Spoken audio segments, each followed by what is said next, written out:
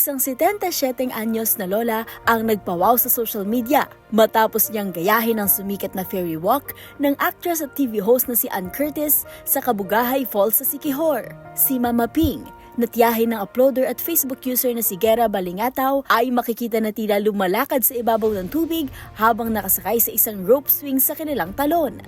Ibinahagi ni Gera ang mga video ng kanyang tita sa Facebook at sinamahan nito ng mensahe ng paghanga kay Mama Ping na malakas pa rin sa kabila ng kanyang edad. Marami rin ang mga netizen na humanga sa lakas ni Lola para makayanan ang naturang fairy walk. Dati na nakay!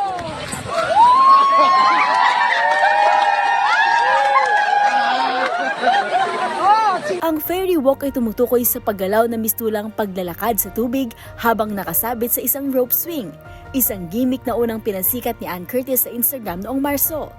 Dahil sa kanyang video, nagsimula ang trend sa TikTok kung saan maraming Pinoy ang gumaya o gumawa ng mga nakakatuwang expectation versus reality skits. Ang Kabugahay Falls ay isa sa mga pinakasikat na destinasyon sa Siquijor, kilala sa malinis na turquoise na tubig at luntiang kapaligiran. Para sa DZRH TV, ito si Mili Borja, una sa Pilipinas, una sa Pilipino.